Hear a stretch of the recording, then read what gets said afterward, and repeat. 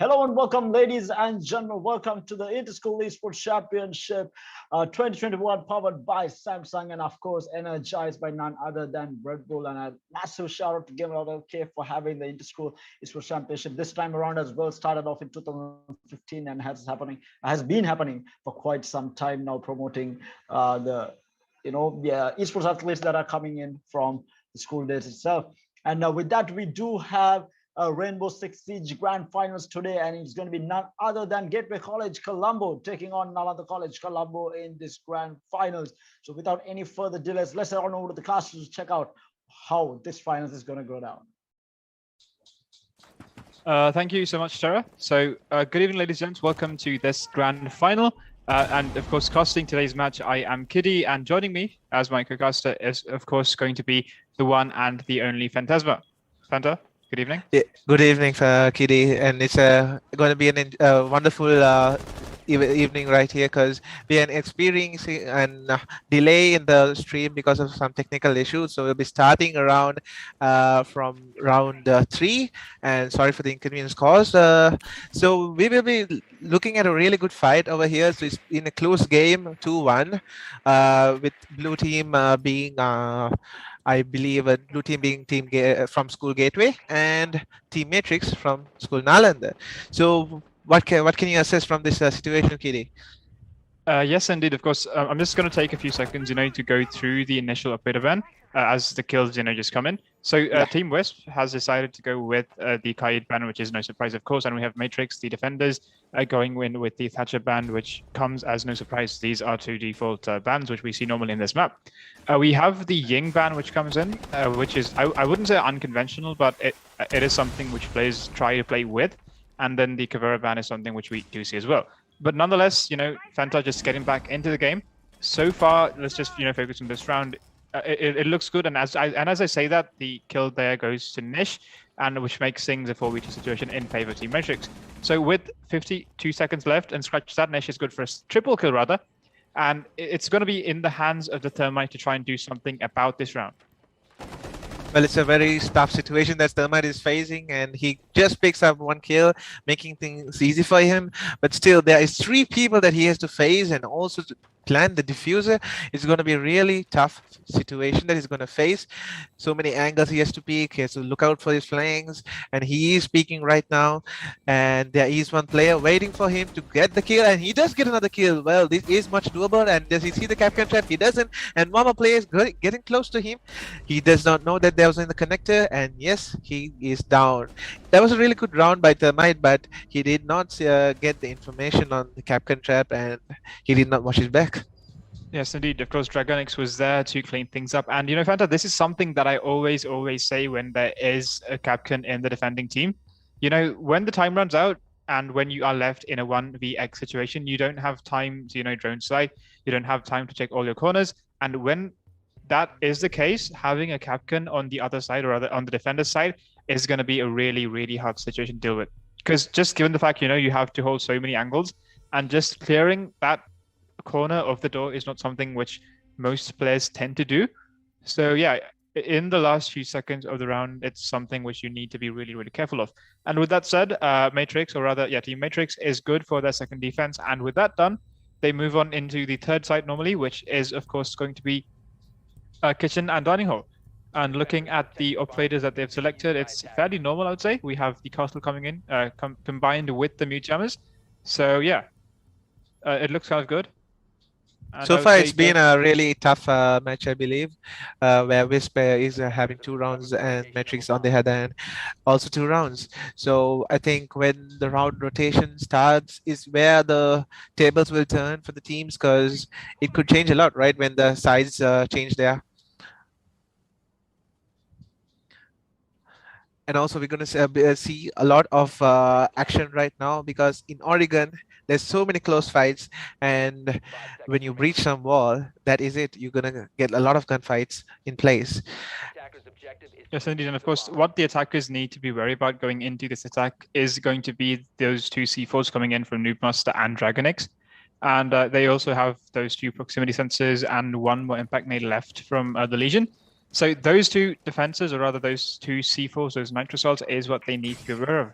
But of course, they decide to focus their efforts this time, coming in from garage, as they initially set up those defenses. And also second floor because they want to get the roamers down, I believe.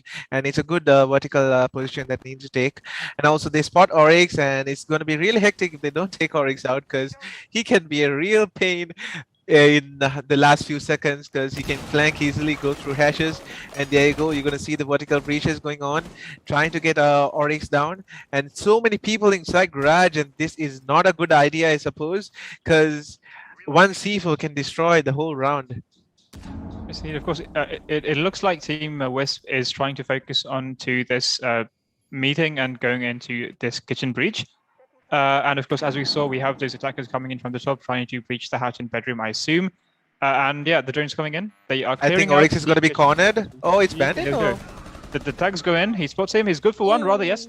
He gets it down on the Buck. Yeah. But of course, Thermite is good for the refrag. So yeah, Buck might be picked up with 20 HP left, but he still lives to see another gunfight. Yeah. So Oryx was rather cornered there. I think he could have got the attic hatch destroyed so that he could go above. Okay, can he do that? Like he can reach that hatch, right? You can go up. Yeah. Yeah, right. Okay, I thought it was not reachable. All right, so we're gonna see the Thermite wall being breached, and the situation is compromised in favor of the attackers, and there you go, one more kill for Team Gateway, and they're pushing on, gathering information, peeking all the angles, and IQ is also pushing from the other side, trying to destroy the castle, though it is a really tough situation for the defenders. They need a miracle to get things around, and miracles are not in favor of the defense team. Yes, indeed. IQ is good for second kill, and that leaves the team in a 5v2 situation. Scratch that, make it a 5v1, and the plant goes down as the Thermite gets it down. Reaper, or rather the Buck goes down for the kill, but of course Phantom is good for the trade, and the round once again goes to Team Wisp. So, looking at this defense, Fanta, this is what we talk about, right? In a map like Oregon, the vertical play is extremely, extremely important. And we saw the attackers make really good use of that. And not having a defense there, not having the ability to actually contest those places as they go in the second floor, it is something I believe that Team Matrix could have done. I mean, of course, they did have presence in Meeting Hall, but the Oryx did not have the ability to get out of that situation, which leaves me to believe that there was actually no player playing on the second floor, which is why he did not have the ability to escape using that second floor hatch.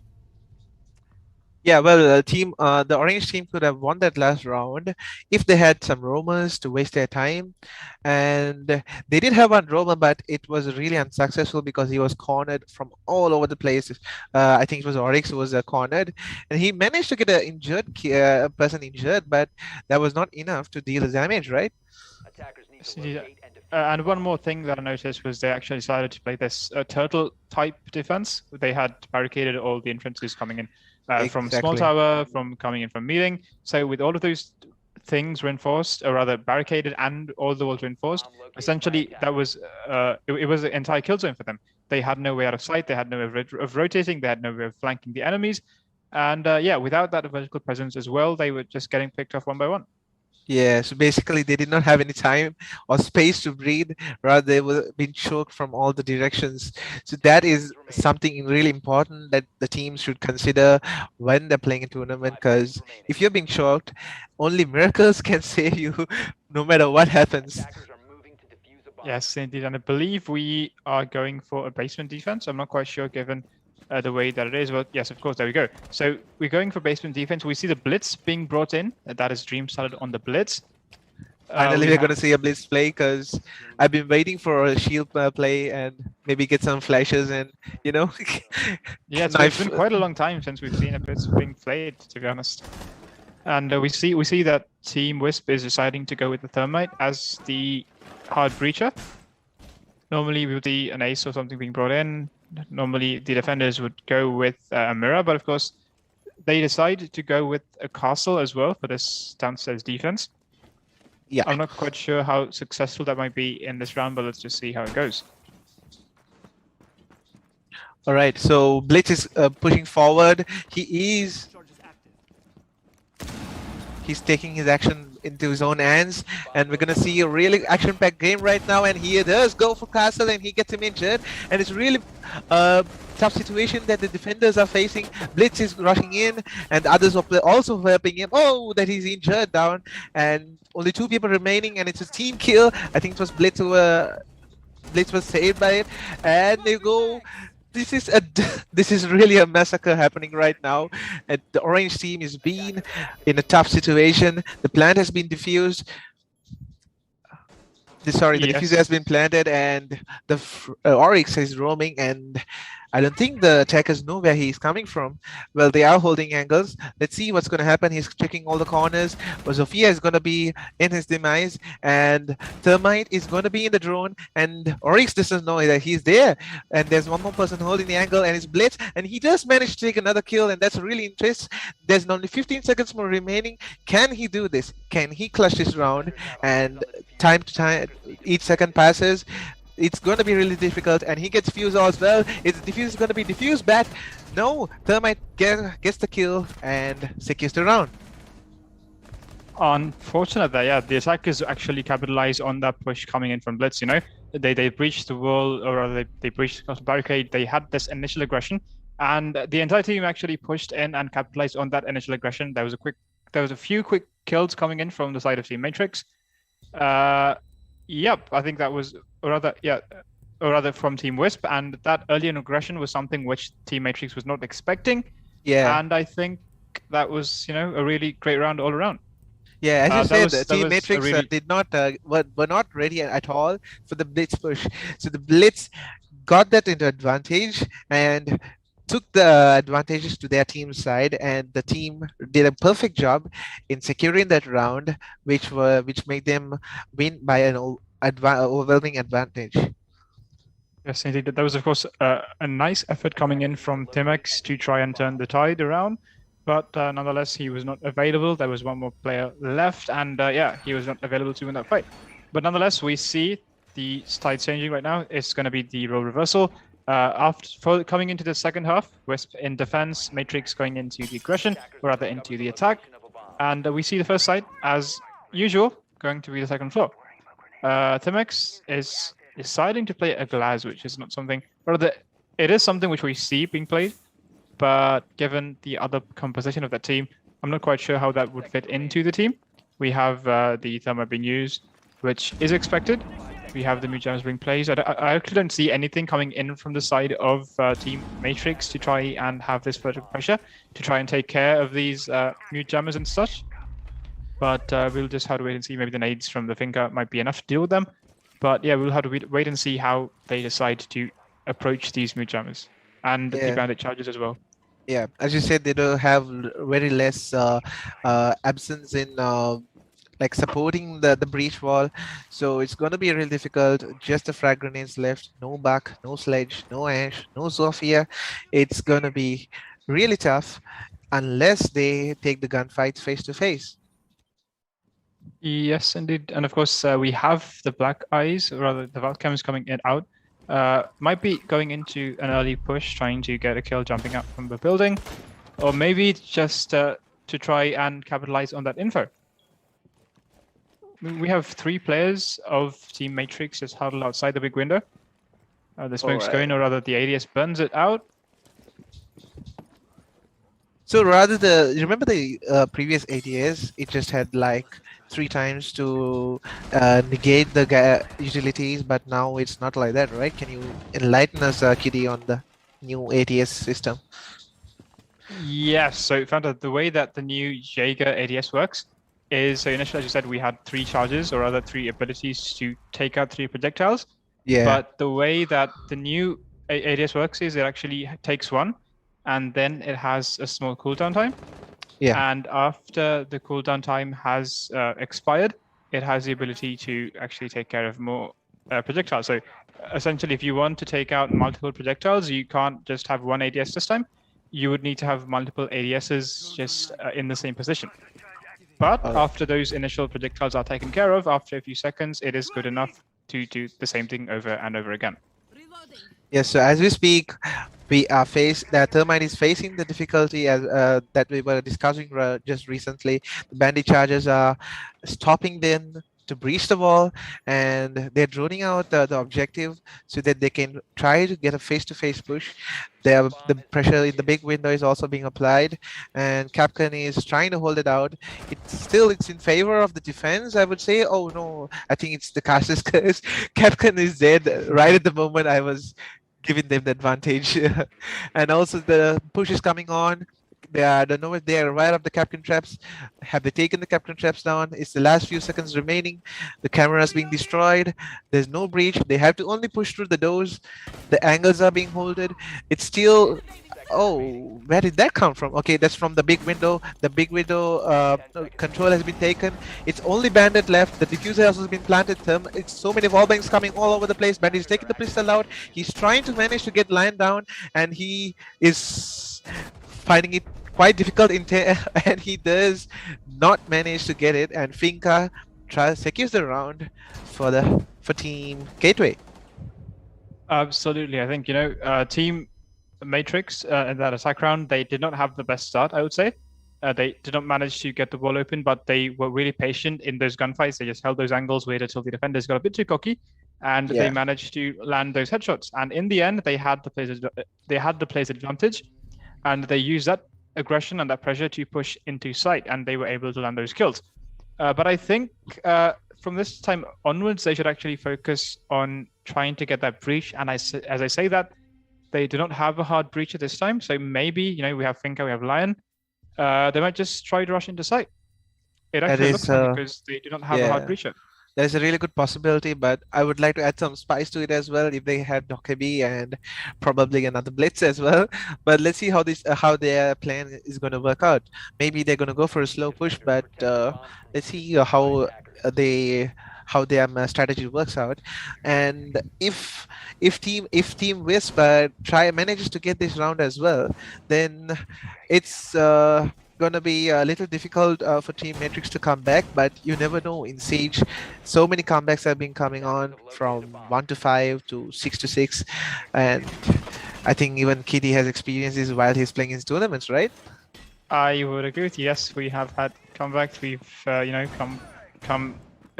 we've made comebacks from really bad situations, and we have suffered really bad comebacks as well, I would say, Fanta. I agree with you. And of course, speaking of hard breaches, I think they do not have those conventional hard breaches, but they do have the hard breaching secondary gadget. So maybe they might be able to break a few walls, open a few angles using them. They would not be, of course, as powerful or easy as your hard breaches, as having an Ace, a Hibana, or even a Thermite. But I think they would manage to get it done if they manage to actually get rid of those mute jammers and those bandit challenges, because we saw last round they had a really, really hard time, or rather they did not get it done. But this time they do have an Ash, so maybe, just maybe, they might be able to get it down from Classroom, because that is normally how we see it being taken out without even getting into sight. So the Fuge barrage is being placed and maybe trying to get some utilities destroyed, most probably the bandit charge or mute charges that are being placed, and also mute get some damage. Pretty not sure from how. I think it's because of the master bedroom control been trying to be compromised by the attackers, and well, it's been the conventional push trying to get master bedroom, but without a hard breach, it's going to be quite difficult. But I think the attackers are quite managing to get some damage onto the defenders, where Rook and all right, there you go. And Fuse, was it Glass? Yeah, it's Glass who gets the kill onto Mute, and things are gonna be very difficult for the defense team if they cannot hold this out, hold the angles, rather peeking. And yes, he does get a really good kill, and the frag grenade, I think, also was deployed outside the window. So Glass is still holding his angles, and Lion has been taken down by Rook, and it's in the tide of the defense side, but still you never know what's going to happen in these few seconds. Yes, indeed. So so far the kills have been going back and forth, but of course at the end of that initial chaos, as the dust settles, rather, we have 4 defenders from Team West standing strong against 3 attackers. Noobmaster is not looking really good with that HP left, And yeah, it looks like they are stuck at a stalemate, but of course at the advantage of Team Wisp, because as you can see, the diffuser is dropped inside of billiards, and we do not have any attackers nearby. So with 45 seconds left, without any initial positioning coming from them, they do not have map control, they do not have space, they don't have any openings to push inside. And it actually looks like Team Wisp might be able to put on another round to their name, unless Team Matrix come out with some really, really great gunplay. Oh, And he was as I not ready. say that, yeah, there we go. That initial kill comes in from the fuse, but of course the refrag is there, as the bandit is good for the refrag, and we have one more kill coming in. And just like that, it is the Glass left alone to try and fend off and win this round in a 1v3 situation. Not the best gun for this situation, not the best gun, and not the best positioning either. The tags come in, and he barely escapes that. It's good for one kill, but yeah, there we go. The defenders playing that to perfection, holding all those angles, and the attackers just peeking the wrong places, not taking the right approach, I would say, and they had to pay with another round. Yeah, so I think Team Matrix should not take their chances, taking risks by not taking hard breaches. So that is what you face if you don't have a hard breacher in your team. It will cost you highly, and the team will not be able to secure. So it was actually in the start going in favor of Team Matrix, but later on, even though they got the damage onto the defense team were able to capture the momentum due to the lack of breaches available by the attack team. So I think that's what happens. Like if you win one round without any hard breaches, that won't happen the same next round, right, Kitty? So that is a really good play by getting back the round, showing them that hard breaches are really important. Yes, indeed. And of course, you know, when we talk about a conventional Oregon second floor push, we would normally focus on that bedroom wall, which would be the initial point of aggression. And we would also focus on coming in from attic, right? Yeah. You would have two players coming in from the big tower, you'll have them dragging it out and trying to open that wall. Because as we saw that round, the main point of concern for the attackers were trying to deal with the bandit playing inside bedroom. And the easiest way to clear out the bandit in bedroom would actually be trying to contest that window and trying to actually have a players pushing in from attic as you try to get that control. You try to. Is Lesion trying to reinforce the wrong wall? Okay, he does save the day for Mira. He was about to reinforce the wrong wall near the blue tunnel. And yeah, so this Mira strat is gonna be done by Team Wisp. I think that's gonna really delay the attackers. Which I think when Team Wisp was in attack, they didn't face this situation with Mira strategies when they were playing in attack. So this strategy, this meta, could be really useful because they have Lesion, they have Capcan to like slow and delay the operators, and here we go. We have Iana trying to get the intel with her. What is this called? Is this called the? I forgot the name. It's called the Gemini, if I'm not mistaken. Okay, Gemini. Yeah, right, and also course... she's a Capcan trap, but I don't know if she just see it, and she's trying to get a tight angle on Capcan, who is roaming near the kitchen side. And yeah, and of course, once again, Team Matrix have decided to play this round without having a hard breach in hand. And given that situation, they actually cannot contest the blue entrance because, you know, there is a mirror to deal with and they do not have an ace or a Hibana or even a Twitch in their arsenal to actually try and destroy it. I mean, I know, and there you go. We have that angles coming out from Dream Salad playing in the second floor attic, managing to catch the finger of God. He has his escape routes. He has places to get back to. And yeah, so far the attackers have not drained that out. They did not clear that. And it was the Finca who had to pay with his life, or rather with her life. So Vigil, Dream Salad is doing a really good job trying to like waste time and get the frags, and Ash is also in her demise. No, it's not. Ash gets a really good kill on Vigil, and that is end of Vigil. And probably there's one more roamer left. It's going to be Capcan. Will Capcan also get the advantage? Because and that's a really good shot by Pagi-kun. That's a really weird name, but yeah, we have to call it out. Right. Yes, so indeed, Capcan is coming from meeting, and no one knows. The attackers do not know that Capcan is coming. Capcan can actually get around 2 kills, and she does get the diffuser drop over there. It's a really good advantage for Capcom. I think he already knows the diffuser is down, and he's telling his teammates that the diffuser is dropped. So it's going to be really advantageous for Capcom to hold an angle. And yes, he's doing that. He is playing smart, and he can get this round easily. Oh no, he's picking the wrong side. Why? Oh no, that was a really bad peek by him. And what do you say of this kid? He could have taken the kill easily, right? Yes, indeed. Of course, Dragoness. Of course, the Ash is good for the second. Scratch that. MTX is good for that kill on Drexel. And once again, we are in 2v2. The Mirror spots him. Palgikun rather. He gets that kill. Zofia tries to refrag. Does some damage. Is not good for the kill. And we are left in a 1v2. Scratch that. Omega Lol Hyper is good for the trade. And just like that, Team Wisp, I believe, put another round on the board. And I think with that round done, we are playing a match point. I'm not quite sure. No, we have 2 more rounds to go. Oh yeah, there you go. We are at match point. Yeah, Team Wisp make it 6-3, and we might be seeing the last round of the match. So, Kitty, are you in a hurry to see the last match point, or you want more rounds to be played in this? I would say, you know, Team Matrix can make something out of this, but they are not playing the best operators, I would say. Because, you know, it's not rocket science when you say you need to have a hard breacher, no matter what side it is. Mm-hmm. And I know we did see those secondary devices coming in from the attackers, but sometimes they're not enough. I mean, you know, they did not have the ability to open the hatches, or rather they did, but they decided not to open the hatches because that would be an easy way to contest that mirror, given the fact that they could not come in from blue, and we saw one player dying to that.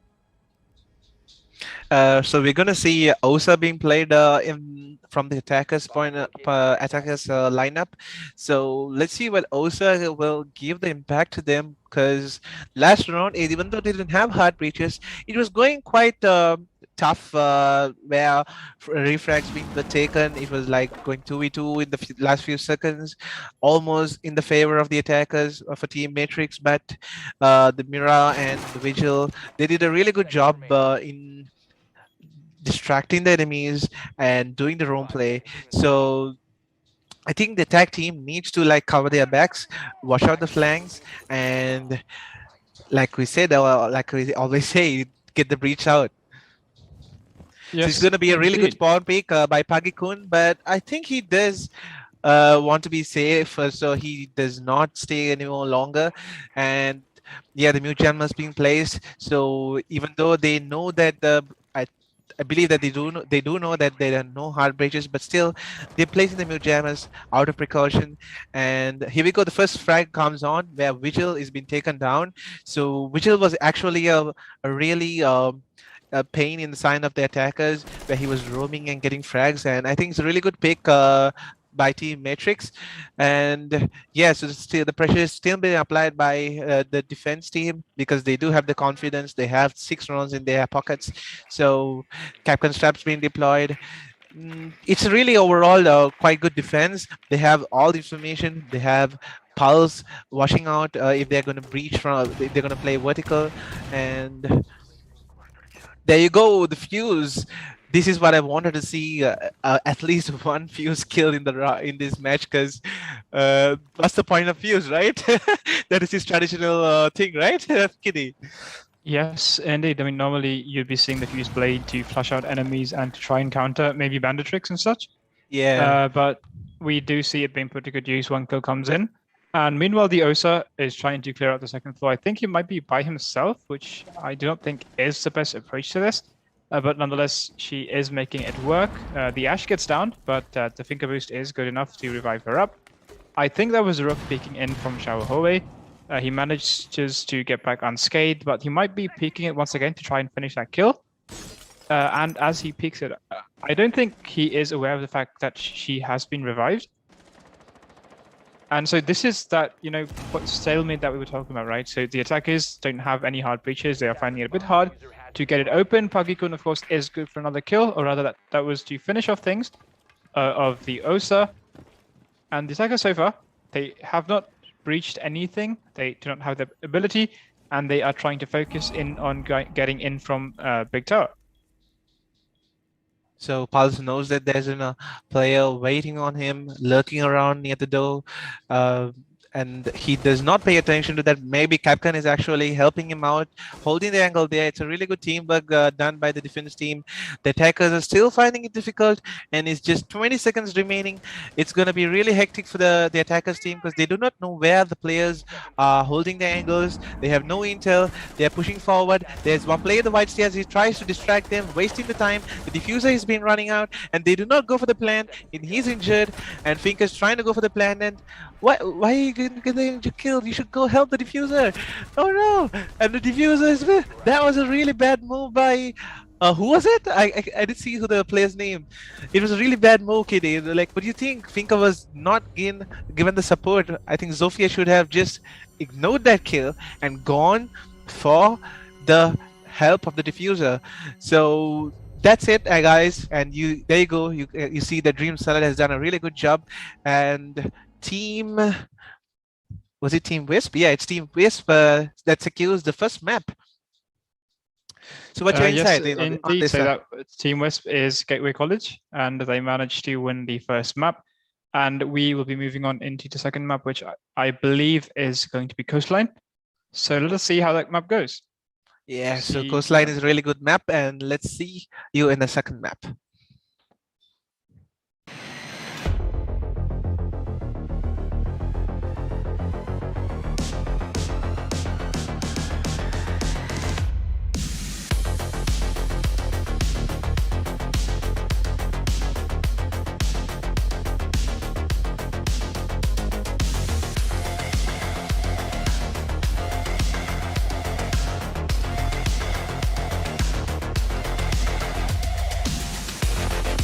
Okay, good evening, ladies and gentlemen. Welcome back once again. This is map number 2 of the Rainbow Six Siege Grand Finals of the Inter-School Esports Championship organized by Gamer.LK. And yeah, we are joining to map number 2, which is Coastline. And once again, joining me, it is Fanta. Yeah, thanks, Kitty, and welcome back, everyone. So it was the team, just recapping the last map. Who won, Kitty? It was Team Wisp, right? Yes, indeed. So the score was 7-3, if I'm not mistaken. And it was Wisp who came out on top, and we are heading into map number 2. And we have the initial bans coming in, and we see Wisp finally banning a Legion. So yeah, Wisp going with Ying and Legion. Not bans which we normally see when we come into Breeze, right? Apologies, coming into a map like Coastline, right? Yeah. When we talk about bans, we would normally see maybe a Blackbeard, maybe a Valkyrie, Jackal, even a Mad as well, and especially Jackal, right? Given this is a really massive map which people tend to roam in. So yeah, these are not operators which you would normally see being banned. But then again, Legion was an operator which they did have a hard time dealing with in the last match. So maybe that might be the reasoning behind their selection. Yeah. Also, you see that Ying has been banned in both maps, so probably that they have been having a hard time with Ying in their previous experiences, or they do not like encountering Ying. So, and also you see Carrera being banned, which is another. I think I would say that is an okay ban, because if you're gonna encounter Carrera in the map and you're injured by her, you are doomed, because you're gonna give out the intel in a map like Coastline. Runouts are very, very dangerous for the attackers, because it's very easy for the defenders to get the kills once Carrera gets the interrogation on. So it's a really decent ban. Seeing the team comp between the two sides. So, and we are heading on to the usual defense side, which is Hookah and I believe the pool table. Yeah, the billiards room. So we do see Amaru in the attackers lineup. So are we going to see for some early on pushers? Well, I mean, I have seen Amaru being used, especially for that gun itself, and he does have, or rather she does provide some really good scalability, and you got 3 flashbangs, you have really good secondary as well. So maybe it might not be Rush itself, but I think Amaru is a really good player to have in this composition if you tend to, just consider the gun itself. without considering the utility she provides to the team. And it's a fairly standard lineup, which we have coming in from the side of Wisp as well. We have the Valkyrie, which is in play because, of course, Valkyrie has not been banned. It might come to haunt Matrix at the end of things, and we have these, the pings coming in already. The defenders have a fairly good idea of where the attack of Matrix is going to be focused on, which I believe might be starting from the hookah balcony and also the VIP balcony as well. So Fuse is deploying his castle charge on the billiards big window, trying to destroy all the utility and as well as the table besides the billiards table. So it and also if you notice that at the start of the round skid 8, all the 5 attackers were tagged by the cameras. I think that was a really not necessary move by tagging them. Rather, you could use the yellow ping, the soft tagging. So it was I think it was a waste of destroying those default cameras because they did not know the cameras were destroyed.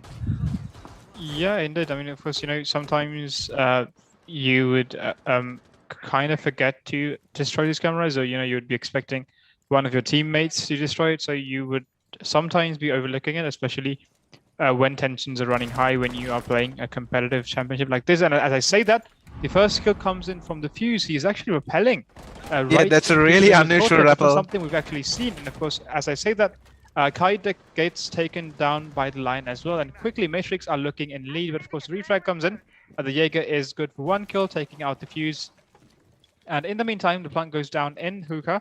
Dragonix has the spike down, and yes, we do. And we have 45 seconds left on the board. Dream Salad is good for a second. And we have these trades coming in. The gunfights pursue. Bandit gets tagged. Bandit gets taken down by Thimex once again. And with 30 seconds left, we are in a 3v2. Dream Salad spots him. And Thimex is forced to go back a bit. Nish is good for that kill. And to finish things up, Nish once again with a second. And the first round in favor of Team Matrix. Yeah, so that last kill was actually a trade between Finka and Bandit. So it was a really good plant, and they had got the control of hookah quite easily, I believe, because there were so many defenders being camped in the billiards room side and also the hallway. But I think they could have taken the control of the hookah easily by maybe getting some vertical play down by placing some C4s from below, because no one was in Sunrise, right? Yep, I think they decided to leave that entirely. And of course, I think we need to take a look at that play coming out from Noobmaster, the Fuse. He managed to repel right the middle of courtyard. He managed to repel like that was on the side of luggage, and he managed to get 1 kill. So that was rather an unusual rappel, right? Because no one indeed, yeah, dare rappel. That I've never seen, and the fact that the defenders did not hear that sound cue coming in, and the fact that he was able to just stay there until one of the defenders actually crossed, get that kill, and actually get out of there without getting refragged. I think that was a really massive oversight coming from the side of Team Wisp. I would declare that he's rather lucky being there, because he was open to the whole courtyard, so anyone could have got him from the kitchen hallway or from the lobby, but he was so lucky that he did not get killed, which was in favor of the Fuse. And I think they had a Valve cam as well, so maybe if someone had switched to the cam at that moment, they would have spotted him. Yeah. So yeah, as you said, I think all the luck was in the favor of the Fuse at that moment. Yeah. So moving on to the second round, well, they are still going on with the pretty much the same lineup, with Finka and Lion being played consistently in their lineup, and still there's not been any runouts or spawn picks. They're just droning it out. They're droning the blue bar, getting the information. As same goes to the defenders, Wacker cams placed, and it's rather going quite slow. So we'll be expecting a lot of action packed in the last few seconds. Yes, indeed. Not too many aggressive cams, I would say, but of course, Nish, meanwhile, gets tagged. I think, I'm not quite sure, maybe that was a misplaced grenade or even a Capcom trap. And as I say that, Dream Salad is good there for the kill, manages to get Nish out of the board. Spots a second, gets that second kill as well, double kill rather. Dream Salad is on fire, managing to take out both Finka and the Ash off the board. I think the core player in the side of defense Team Matrix is Dream Salad because he's been doing a really good job. Yeah, Team Wisp, right? Sorry about the team. So he's been doing a really good job taking the attackers down, fragging them out, and maybe by the help of the teammates, giving the callouts where they are. He's doing a really good job overall in carrying the team to victory. Yes, Oh, indeed, and there we go. it's another good wall bang, and that was not recommended because once you just barricade, like melee the barricade, you will obviously get wall banged easily. So it's rather better to shoot it out. And also, you don't see any rotation being placed. I think Melusi was tagging the rotation to be placed actually. So there's no reinforcements placed on the hookah walls as well. Easy wall banks can be made easily by the attackers, and there's gonna be quite a lazy fight over there, but no, the pick was not taken. He could just wallbang that off maybe because he cannot see what we see, so rather he's not wallbanging because of the information he does not have. And peaks were coming here and there, but no gunfights being taken. So 2 attackers remaining. It's quite difficult and tough, and you're going to see a really good gunfight going on. So many sprays being done onto the floor as well, and Timex gets 1 frag. It's a 4v2 situation, still in favor of the defenders. And Dream Salad is holding a really good angle onto the hookah window, and he's onto the door. He gets a triple kill. That's a really good job by him. He's trying to get the last kill, and he does get a quadruple kill, and that's a really good job. And he has taken his team to a good standard at the start of this map. Absolutely, Dream Salad so far single-handedly carrying the team to put the first point on the map. I believe that was a 4K, as you said, and right, we had 2 early kills coming out from Dream Salad. Taking out both the Ash and the Finca outside of Aqua Balcony. And I think after those 2 initial kills, that early aggression coming out from Dream Salad, Team Matrix were actually quite unsure how to approach the entire map, I would say. And because of that, even until the last few seconds, they did not have any control of the map. They didn't have any presence, and Dream Salad was able to quickly end things by getting those last 2 kills as well. So altogether, I would say a really, really great round coming out from Dream Salad. Yeah, and as we speak, a 6 pick has been placed by the Team MT Matrix from Zofia to Lion. Well, they're still being consistent on their lineup with Finca and Lion. Maybe they are being used to that, their strategy. They have the confidence on their strategies, and let's see how this plays out because they have been doing a pretty good job in the first round before Wisp was taking the second round. So let's see if they can keep up the momentum rather not breaking it from the previous round. Yes, indeed. And for the second round, I believe we'll be switching to a kitchen, to kitchen defense. So we have the walls being barricaded, we have the traps being set up. And yeah, so far it looks fairly straightforward. We have the Melusi making his way to the second floor. Might be trying to, cover up that vertical presence and trying to keep the attackers from getting a bit too aggressive and comfortable playing the second floor. We have if you notice, Kitty, that the whole kitchen wall has been reinforced. There is not even one wall for any angle control from outside of the courtyard. So I think that's not usually been done in the professional level, right? Yeah, so normally we would see the fourth wall, or rather the wall in the corner close to the side of the door, being left bare, and we would actually see the top of it being broken up because there's actually an angle from the courtyard top out of luggage where you can actually see the kitchen window entrance. Yeah. So if there is a player on the defense holding that angle, as soon as you drop into the kitchen window, they would be able to take you out. That is something which we are not seeing this round. I assume maybe because the defenders would not be holding that angle. But nonetheless, it's something else that the attackers need to clear before they make it into sight. So I think maybe having it open would actually be beneficial to the defenders anyway. And as I say that, the Valk gets spotted, and we have some significant damage being done to her. Meanwhile, Dream Salad once again with the first skill to take out the Ash. So Dream Salad is being a really a trouble in the sight of the team Matrix, and there's been a really tough fight between Finka and Valkyrie. I suppose quite a tough contest being going on. There's still the vertical control is not being taken by the attackers, and Team Matrix is going to be in a dire situation because one of the players have been spotted, and Timex goes down to Pagikun, and you're going to see so much of information not being extracted by the attackers, and they are going blindly inside the objectives, which is not in favor of them.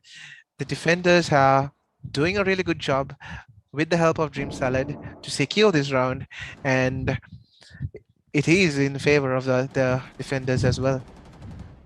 Yeah, I would actually say, like agreeing with you that the control, the map control, which Team Matrix is showing throughout the map is not enough. They are not keeping control, but of course, as I say that, they are winning all of the gunfights. They manage to take down every single player, and it is the bandit left alone. He manages to see one, he gets a kill, and he is left alone in a 1v2 situation. That the diffuser might go down, and as I say that, the diffuser does not need to go down, as the fuse is good for the final kill, and the bandit is taken down. The score is 2-1 in favor of Team Matrix. Yeah, so it was actually, I think, in favor of Team Whisper, but it turned around so quickly because of the gunfights being in advantage of Team Matrix.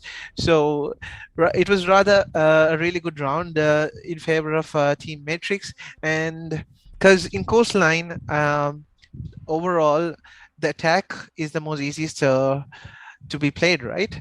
And if you see over the years, the percentage of attackers winning the rounds is much higher than the defenders. So I think Team Matrix have to get more rounds, at least more than 60% of the rounds in the attack side into their favor. I would agree. I mean, just comparing these two teams, right, Wisp and Matrix, I would say that both of these teams are similarly aligned, just considering the gun skills of both the teams. But I think given the way that we've been seeing Wisp play, both this map and the previous one, they actually have that map knowledge, which I think Matrix might actually not be as fluent in. They, had the angles made, and Matrix didn't actually clear the map as we would normally see it, right? We didn't have any presence from the attackers coming out from the second floor. They did not take the time to drone out or even clear the Malusi, who managed to get a free kill out from the penthouse. So I think they actually got kind of lucky, I have to say, honestly, because they won the gunfights. But if Wisp actually played their cards right, not peeking the angles that they don't need to peek, they might be able to win this map and take it home. But so far, Matrix has been really well. They have been winning these gunfights. They have been adapting really well. And yeah, I think it is still anyone's game. So Glass was actually peeking the drone hole as we speak, and yes, he does get the kill from that. It was actually two people actually getting the kill from the drone hole, and I think it was Lion who secures the kill. Rather unfortunate to Glass for not securing the kill, and the fuse charges has been deployed onto the penthouse window. So I believe this time rather they are trying to take the second hole control, but still there are more rumors they have to deal with, and I believe that they're still going for the same push, no breaches, going for the doors entries, and yeah, they're taking the sunrise push as well. No VIP control being taken whatsoever. I think it is not a good idea, and Glass does spot Dream Salad behind the shield. It's going to be a really tough contest because Dream Salad cannot see Glass in through the smoke, and the toxic canisters have been deployed to delay Glass entering the site, and also the Pulse is trying to gather information outside the kitchen window. He does detect one player on the right and also on the left. Will he place his C4 or will he try to run out? And he does know that there's someone prone, and he is looking in the wrong direction as the enemy player starts proning and going to the right side. Indeed, he actually prones right across the window. Pulse is unaware of this, and hence the C4 actually does not catch anyone. And meanwhile, Glass spots Dreamchild once again. So the actual thing is, if you would actually rappel upside down on the kitchen window, yeah, I believe you might be able to see the head of Dreamchild poking out from the top, because I think that is an angle that most people might be unaware of, but I think that is a possibility, but please do not Do not take that for granted. Okay, Dream Salad is very close and he tries to be aggressive, but this time it does not work on the Dream Salad's favor, and it is Timex who is taking the advantage. And I think this will be the round that Team Matrix can make it more advantageous for them. It is a very difficult situation that they're facing, and Pulse is scanning. Meantime, one person entered the windows. It is Finka who enters the window, and he's been taken by two sides, and it's been a really hard push for them. And Melusi is trying to take control from above by vertical play. The diffuser is being not yet planted. I think he's injured. Yeah, Thermite was injured, and the Finka uses her utility. And still, they're trying to get the diffuser. Vertical play being done. Can he get the planted down? Yes, he does. This is still in favor of Melusi. Melusi can do a really good job. He does get another kill. That is a really good play by her. No time, and Melusi just gets that round. Oh my god, this is so unbelievable. That is really good job by Melusi. I should actually clap for her right now.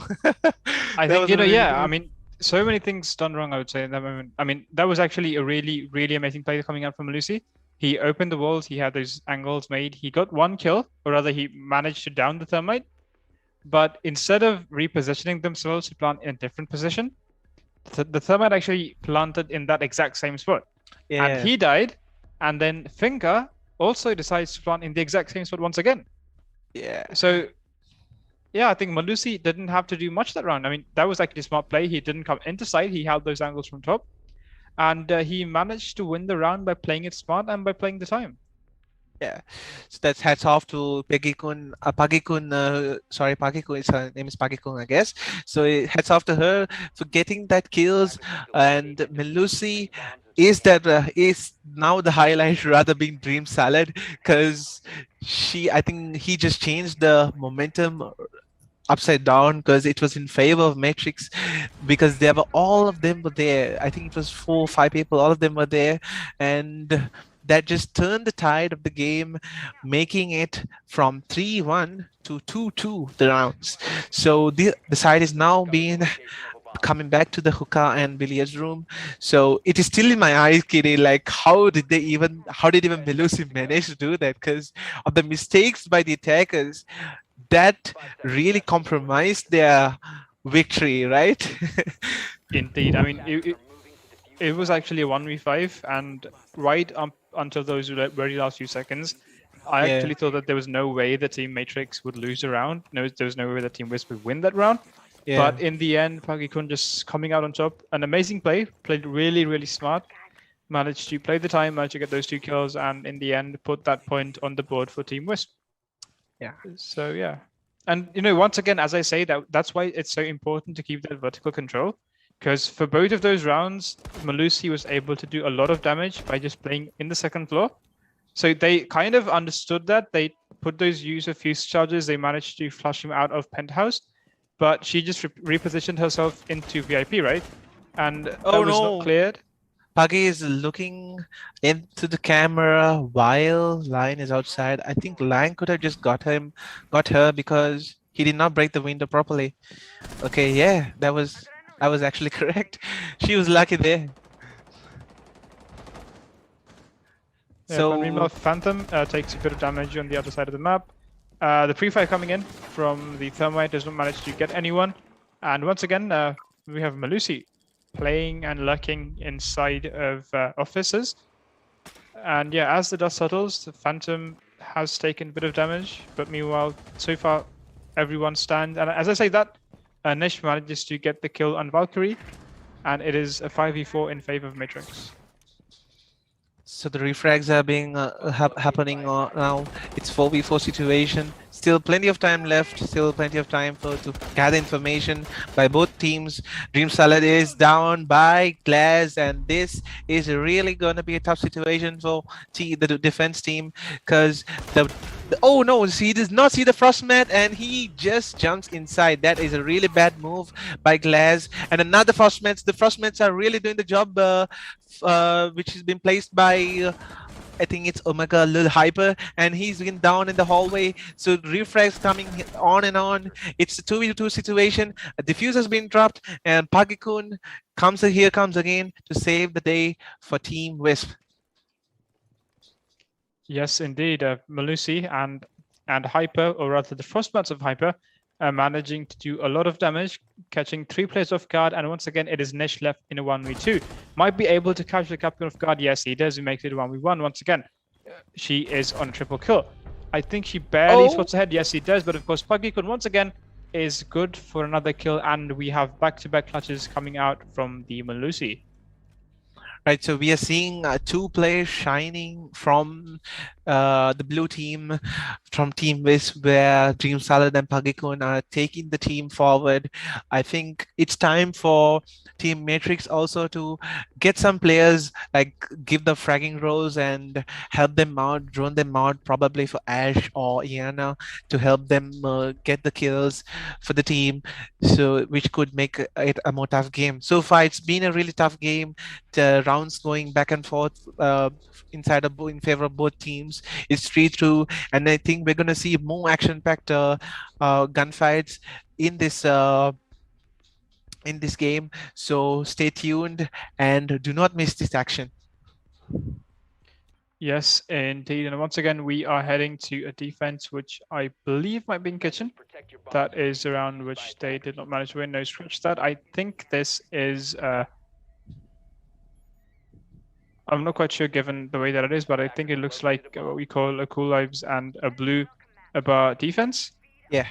If I'm not mistaken, yes, there it is. And we have Sunrise. defenders. Yeah. Sorry, apologies. Yes, a Sunrise and a Blue bar defense. And we have Team Wish once again sticking to the defenders, which they, I assume, are most comfortable with. We have once again Hyper on the Frost. We have Malusi being played by Pagikun and Dream Salad once again on the Jaeger. So they haven't made any changes to the lineups, which they are deciding to go with. 5 seconds remaining. But they have decided to move on into a different site. So let us see how things go. Yeah, speaking of the last round, I think the game changed when the Frostmets were not spotted, and it was rather where, like, you can't say it was unexpected because the drones could easily spot them. Maybe they forgot it due to the pressure being forced by in this finals, and you never know unless you play the game, because we watching from here is actually a different environment when the players are playing, so we cannot blame them for what they do, for the mistakes they do, because the pressure really takes a toll on the players. And also there is one player on the Sunrise, and Ash is not in a good position, and Frost just takes that advantage. That is rather a bad mistake committed by, and also Lion is also near there. Lion gets the information. Will Lion get the kill, or will Frost get the kill on in favor of their sides? So the cluster charge has been deployed, and Fuse is taking so much of damage. Frost is in contact with 3 enemy players. Will Frost get another kill? No, she does not get the other kill. But refrag has been taken out, and Frost is down. That's a really good job by the attacker team. Fuse is doing his job, and Jaeger goes for a rather an unexpected run out, which it does not turn to the favor. And the Sunrise control has been pressured highly by the attacker team, which will help them to get the diffuser down. Absolutely. So as the dust settles, with 1 minute and 30 seconds left, we have 3 players on each side, alive and fighting. Nish has taken a bit of damage, but she is still alive to get into another gunfight. So it looks like the attackers are focusing to try and get into a sonar plant, right? To try and plant on those couches, which is what we normally see. But by this time, you would normally have a hard breacher coming in, trying to break open that wall, trying to make it easier for the attackers to actually get the plant. But Team Matrix does not have that luxury. So they are being forced to get these gunfights to try and clear Pagikun from his position behind the bar and try to get into the plant. But of course, I believe that's a Valk, good for 1 kill, and Nish also gets taken down in the process. And only Noob Master is alive to try and get the plant down, and he also gets tagged. He is good for 1 kill. Yeah, so Fuse is the only player remaining, and Fuse good does for a secure second. the kill, which is a 1v1 now. They do not know where they are each other. They only know that he's in Sunrise, and I don't think Fuse knows where the remaining player is.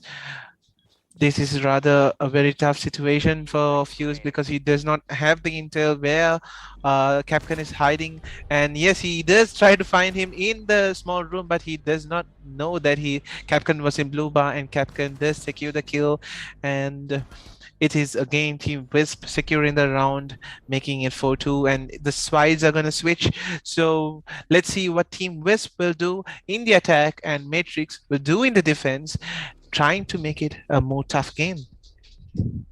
Absolutely. I think, Team Matrix actually ran into a rock wall, trying to get Pagikun playing the Malusi to move out of that position outside of Sunrise. But they were unable to do that, and everyone fell trying to do it. Finally, the refrag came out from the fuse, but that was too little, too late. So taking a look at the scoreboard, we have Nish racking up 8 kills in favor of Team Matrix. Clearly, he is the top fragger at the moment, but yeah, I think Team Matrix needs to improve a bit more, as a whole.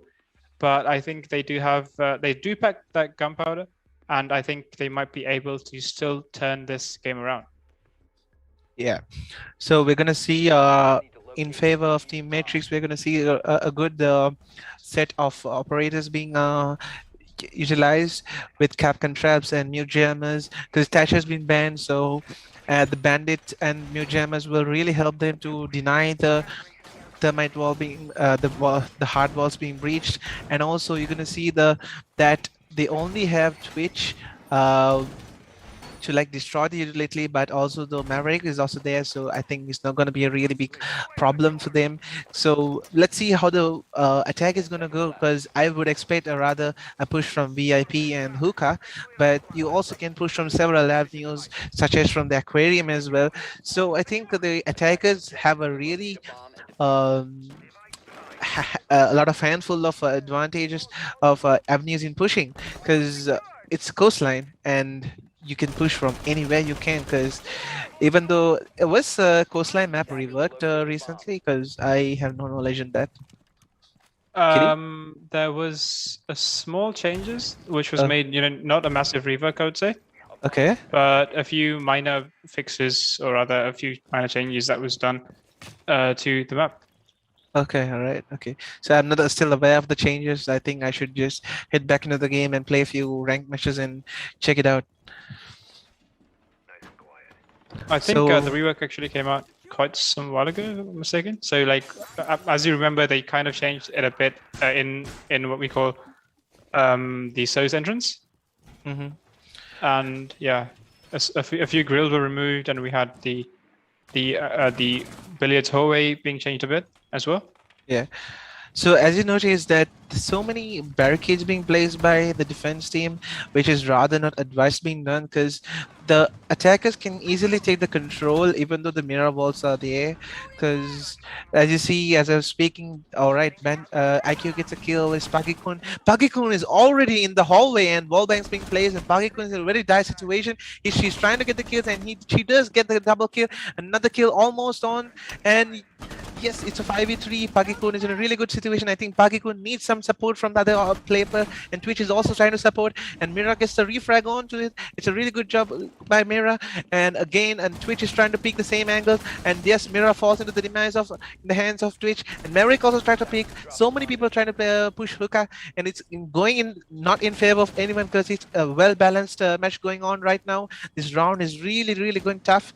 Let's see what's going to happen in the next few seconds, because it is going super tough, and you're going to see that Nomad is going to push from a different point of view, which will actually could surprise the defenders, because they are all facing in the Hookah direction. So Nomad can easily come inside billiards and catch them off guard. Exactly. So, that's the thing, right? We had Pagikun just make his way, just strolled throughout Cool Life stairs, managed to get 2 quick kills, and was finally taken down, if I'm not mistaken, by the Mirror playing inside Hookah. But if Hyper, playing the Fuse, had actually decided to be a bit more aggressive, decided to open this door and contest from the Hookah balcony, they might have actually been able to do a bit more about this, right? Because, they would have distracted both the Kaid and the Mirror, and maybe done something about it. This is what we talked about. He's good for one, or rather, he does not clear the angles behind him, and the Fuse, being played by Noobmaster, is good enough to get that refrag, or rather, to get that kill on the Fuse, who just walks into sight. So, Kitty, as you noticed that when Fuse was droning, he actually misdroned the player behind the hookah table, and he only droned Kite Bean there. So he did not aware that there were two people in hookah. So he just went blindsidedly and tried to get the kill of Kite. He could have done that according to his point of view, but there was another player hiding in there, which was a big mistake by the misdroning. Okay, yeah. So, I kind of missed that part where he misdroned him. Yeah. But if that was the case, yeah, well then I think you're right. That would have been a viable option, but Noobmaster playing the mute was able to get that kill, as you said. Yes. So we are going into the next round. Matrix looking good in that defense round. They played it really well. Pagikun doing a lot of damage, but in the end being taken down. And it looks like we are heading over into a penthouse defense, which I think we are seeing for the first time in this match. Yeah, so during ranked matches, we don't see for a penthouse theater defense in the plat level and gold level lobbies because that has not been taken. Okay, so I did not know this. You can place 2 Capcan traps. I Really? think this is a new rework which came into Capcom. I think you can actually place multiple traps. Oh, okay. I don't think it's limited to 2. I think you can actually place 3 in different elevations, if I'm not mistaken. I'm not quite sure about that, but I think, yes, you do have the option to do that. Yeah, so I should rather apologize for the viewers who are watching because rather I'm being an old player. I have not been used to the new updates, so I'm still catching up from Kitty. So please mind me. Yes, indeed. It's been a while since we've been into this game. There have been a few changes happening into it, but yeah, nonetheless, I think everything is being done to improve the game any way it can. And as we head into it, once again, looking at the defenders, we have the mirror being used by Thimex as something which we have been seeing so far. We have Nish once again on the castle. We have this pre-play C4. I think that's for the fuse, right? Yeah, I think it's for the fuse. I believe so, yeah. Yeah. As soon as Phantom places his cluster charges, boom, he might be taken out. Yeah. So that was actually a decent strategy, but I hope that will work. Now the VIP control is trying to be taken, and there is no one trying to hold VIP. They do have the information from the proximity alarm. So the castle, it has been barricaded by the castle to the objective, and Fuse is trying to get a diffuser, and I think he could get a kill. Oh no, that was so close. The mute jammer was placed at the right time, I believe. Was the mute jammer being placed at that time? Because I did not see it properly. I think it might have been there, but nonetheless, I think the mute jammer gets taken out, and the cluster charges might be able to get into sight in peace. And meanwhile, we have, I believe this is, once again, Pagikun on the IQ being quite a nuisance here, playing this vertically. There's a bit of damage on Nish playing the castle inside of theater. And once again, the second cluster charge also gets mute down, or rather, it actually does manage to do its job. And yeah, here we go. We have the Maverick sneaking in his way. So see, this is what we talk about, right? Most of the defenders are cluttered into sight. We've got about 3 inside theater. Actually, everyone is inside the objective, yeah. Yeah, so the attackers, Team Wisp, are just able to make their way really, really close without being contested. And we have the reflags going on. IQ go for 1. The Maverick getting taken out as well. Okay, so that Maverick call is rather not advantageous for the attackers, actually for the both sides. And Castle is trying. It was almost about to get picked by IQ, and IQ spots 2 people already, and Fuse gets the kill, and it's going to be really in the hands of the attackers. The Pagikun is really in a very tough situation. Fuse is trying to breach using his secondary gadget, and the C4 goes onto the... And I think, yeah, the C4 did deny it. Okay, so Fuse is going in a very bad position, and he does get picked, but they do not know the diffuser has been planted, and the diffuser is been planted successfully, but there is only 1 person remaining. So he did not see Glass. Mute did not see Glass at that opportunity, and he did not take the opportunity to kill Mute, and Glass is hiding in somewhat a wrong place, and he does not see it, and they were hiding behind. So IQ is the last person remaining. inside of the attackers. The diffuser has been planted. IQ is trying to get the camp down, and Mute does not know where she is, and IQ secures the kill. So that was a rather what do you call? I don't know the proper name of it, but Glass was actually playing around Mute, but it was not in going in favor of Glass because he missed so many chances to take Mute, and Mute did not know where exactly Glass was, but finally he took the kill. But still, the attackers were managed to win the round due to the favor of IQ.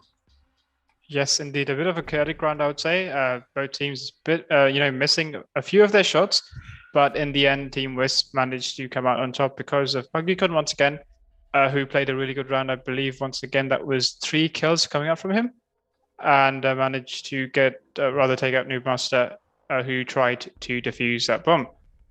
And Right. so with that round done, the score is 5-3, or rather 5-3 in favor of Team Wisp. And once again, we are heading into Penthouse Theatre.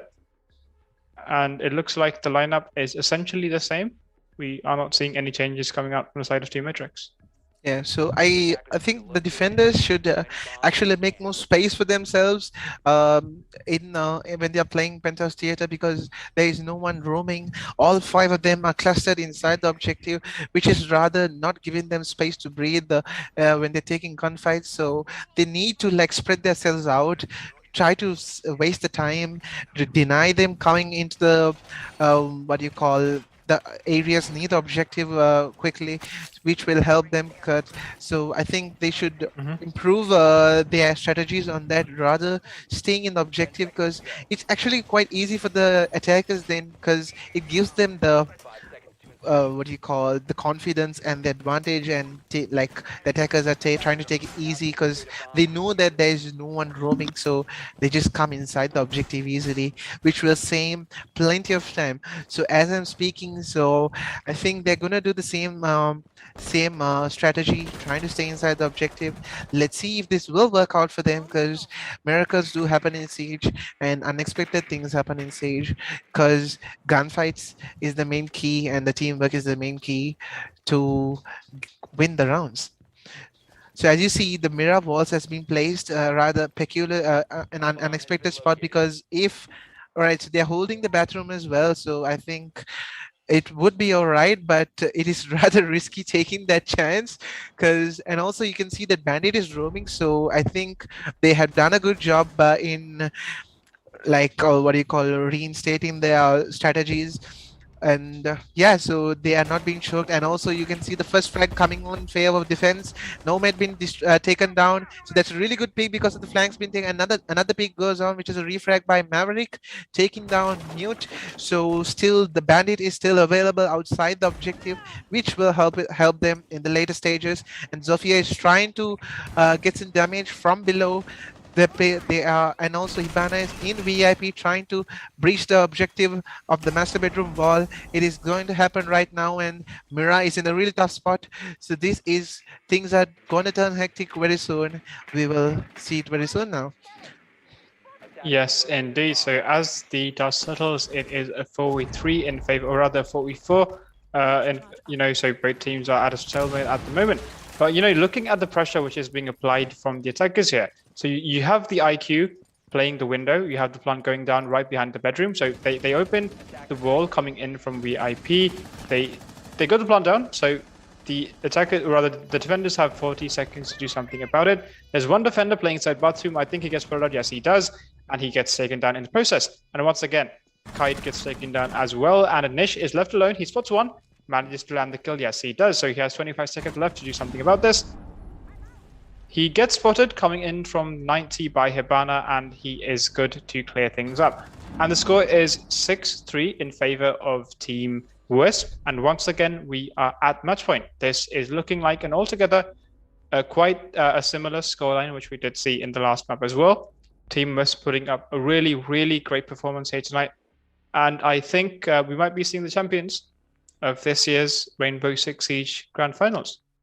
Right, so I would rather want Team Matrix to give up a fight and give up a comeback. So let's try to hope that and witness for that to happen tonight, because it's the match point right now, and I really pray. I'm trying to predict that Matrix will give a good fight and come closer to overtime and try to win the second map so that they can go for the third map and give us a fun night to cast on.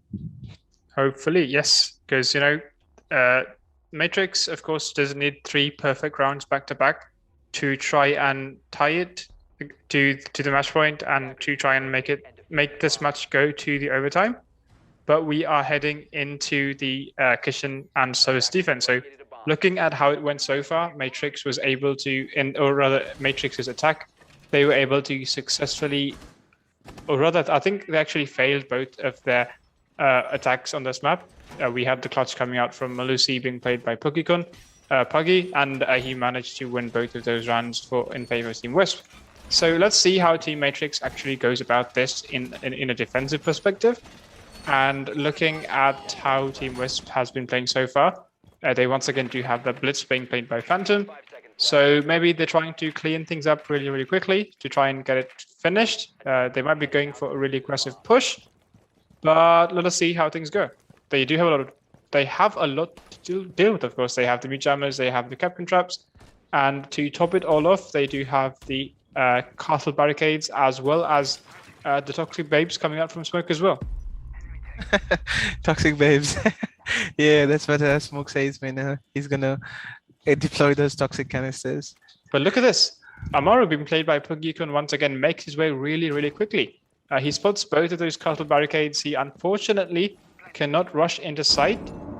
But I think there's one defender behind themselves playing inside of Blue Bar. I'm not quite sure if they droned it out, if they spotted him. Okay, never mind. Oh yeah, there you go. There's one player playing inside Aquarium. And I do not think he gets spotted. And there we go. That kill coming out from Timax, managing to take down the Amaru. So as I said before, like the attackers were taking it easy, like not droning it out because they know that there weren't any roamers in the last few rounds.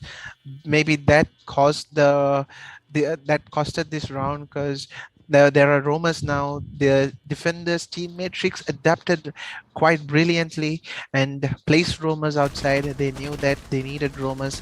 And speaking of that, Timex goes down by I believe it was Dockerby. Oh no, it's Blitz, I believe, because he's been knifed. Most probably Blitz. And yes, Dockerby is right, lurking around the corner of the lobby. And the C4 has been placed. Will he manage to get the kill? Oh, he is not deploying it. Then okay, I think he's trying to square away Dockerby, but he just deploys the C4, which is a waste. But still spooking Dockerby in the process, and this is turning out to be in a very good favor of Team Matrix. But the pressure is on to the bathroom where Dockerby is just blindly rushing in, and so is Blitz. Blitz is coming inside, he's already inside. Blitz is shooting on the foot by the footholds, and he does manage to injure him, but not secure in the round, and Castle gets the kill, the final kill onto Blitz. So that round was really worth for Team Matrix because Whisper did not drone, they were not wary of the roamers because they might have thought that the roamers were not there in the starting of the round, so they did not want to drone and take the time. So already in the first few seconds, Amaru was in the hallway of the objectives, but thanks to the castle barricades, they were not being able to take them down and push aside. Yes, indeed. I mean, just looking at Wisp's attack so far, in 2 of the attacks that they did, there were actually no defenders roaming. So yeah. I feel like, as you said, Pokemon just assumed that will be the same case with this as well. So assuming this, he just decided to shift walk throughout the entire building, and he got caught off guard there by Thimex playing the Oryx in billiards. Yeah. So you might have noticed that Oryx was injured a bit and like got damaged. That was probably due to him breaking the soft walls by himself, so he does get damaged a bit. So that will be the high possibility of what's happening. Yes, that is. And the objective is coming back to hookah and billiards room, rather the strongest objective in the map, I would say. And yeah, so the rotations being placed. So this time around, Team Matrix doing a really good job. I have a strong feeling that they can get this round and bring it close to overtime. They're barricading Sunrise just to in case that no rushes come in, same as the kitchen row. So they are like taking the measures and precautions, not letting the attackers to come in quickly and catch them off guard from cool vibes. Yes, indeed. And it looks like, the defenders have actually extended their presence a bit more, because last time we saw everyone huddled inside, but this time the Oryx decides to play in the first floor hallway. He has those proximity mindset out for a second chance as well. Oh my god, And that this is way, really yeah, careless. That there you was go. really Dream Salad careless. is good for one, but quickly gets refragged by the Kaid. Yeah. And makes it a 4v4. I think they tried to rush into site to try and get the match over, but not looking good for them. Timex, of course, playing that Oryx, as we said earlier, is good for 1 kill, managing to remove the IQ, or rather the Zofia, off the board as well. So Team Wisp is trying to play really careless, trying to rush in blindlessly, which did cost them 2 players early on from the Alcorian balcony. So it's still now in favor of the defenders. Bagagon taking a bit of damage. The aquarium control is taken, but yet they cannot get inside billiards because they know that there are 4 people waiting to prey upon. And there you go, Pakikun, the IQ makes it to the default plant spot. He is safe for the moment. We have no toxic babes, we have no nades coming in. And he gets the plant down, but of course, wide swinged by the castle. Gets quickly traded out. IQ was down, he gets taken out as well. And we are left in a 1v3. Scratch that, make it a 1v2, as the fuse is good for 1, but gets refragged by the fuse coming up from behind. So that was a really good successful flank, securing the round. So this is really turning out to be a really tough competition in this second map of Coastline, which is actually interesting to watch. And they just need one more round to get it overtime. And I think the pressure is now inside in the side of Team Wisp, because they know that the Machine Matrix has come this far, this close, and trying to come over there, surpass them and try to win this map. So I think both teams are in a really good situation to win this, but I believe that Team Matrix having the confidence, because they got 2 consecutive rounds. As Kiddy was saying, they needed 3 consecutive rounds to win, and they did manage to. And I really pray that they can get the last one for all the effort that they put in coming back. Indeed, they have the momentum going for themselves at the moment. They need one more round to make it into overtime, as Phantasma did say. And once again, we are heading into a penthouse and theater defense. It did not go in their favor the last 2 times that they defended it. So maybe, just maybe, we might see some kind of change coming up from Team Matrix, and they will be able to hang in there and take us into overtime as well. And once again, we are seeing a similar lineup coming out from them, but this time, instead of a Kaid, we are seeing Reaper playing a Smoke instead, and Thimex sticking to his usual Oryx as well. The attacker side so far is kind of the same, but we have Dream Salad switching to a Twitch instead. So what I like about the defense team, Team Matrix, is they are adapting after the first few rounds they lost. They started adapting, and that is a really good sign of good Rainbow Six Siege players. So they need to adapt, even though they lose rounds. If they can come back and get the rounds that they lost, I think that is not a big problem for them. So as we speak, the drones are being deployed, trying to get the information. They're trying to go from below. They are already pushing in. So Zofia and Maverick are the entry fraggers. So they are getting the information and pushing in and taking the ground floor control of the map. And I think almost all the control has been taken, and they are going to the staircases of all the sides. Yep, there you go. So Wisp is not taking any chances this time. They are droning it out. They are clearing it. They're clearing the map section by section. They're trying to catch all of those roamers, all of those lurkers off guard.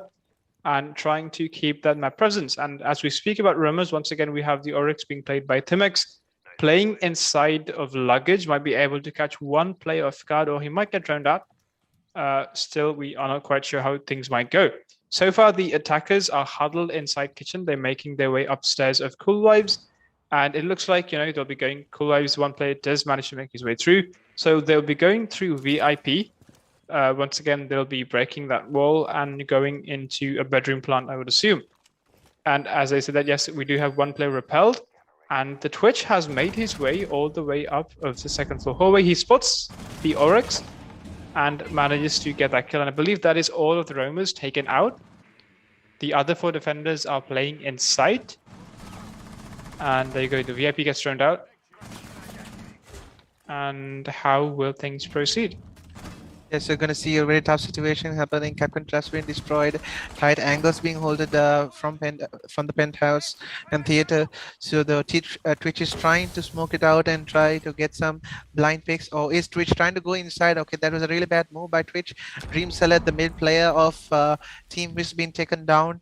So it's a 4v4 situation. Angles being holded on. Still plenty of time left. Will this be the advantage that Team Matrix can take? So it's still defenders have the control of the objective. They're not letting it down, and Maverick gets another good frag. So this is going to be really problematic for Team Matrix. It's a 4v2 situation. Can they hold it out? Can Team Matrix, or the last two players are in theater? The diffuser has been planted. It's a really tough situation. Angles being held. Bandit cannot do anything. Gets one kill. Oh no! So the victory goes to Team Wisp, and here you go. You have the winners of Interschool Esports Championship. Yes, indeed. A quick round coming out there from Team Wisp to wrap things up.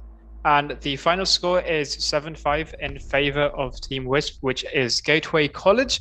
That was a valiant effort coming out from Team Matrix, which of course is Nalanda College. But in the end, the champions of the Rainbow Six Siege Grand Finals of the Gamer.LK's of the Gamer.LK's Interschool Esports Championship 2021 is none other than Team Wisp. So I believe, Fanta, with that, we can actually wind this broadcast for today. Yeah. This has been a pleasure, especially, casting this match with you. And hopefully we can join once again with a brand new match sometime soon. Yeah, so thanks to this very interesting match that we had, having a very tough game by the two school teams. I think I witnessed a very interesting match in this coastline map when comparing to the Mercantile finals. So it was really good overall finals and casting with you, and see you next time then. Yes, indeed. So that is all for tonight. Have an amazing day ahead. Good night. So there you have it, guys. It's going to be Gateway College Colombo taking the win for the Rainbow Six Siege here in the Interschool Esports Championship 2021. What a performance from them. So with that, we do reminder, guys, we do have a lot more finals happening. So do stay tuned in to the Gamer.LK Facebook fan page. And a reminder, guys, if you are in the market for a new mobile phone, do check out the Samsung S21 series. It's absolutely amazing, especially if you are a mobile game. It comes with game ready performance and the best display that you can buy on a mobile phone ever. So do check it out. But with that, it's going to be me, Charles, signing off. Hope you guys have a lovely time and catch you guys next time. See you guys.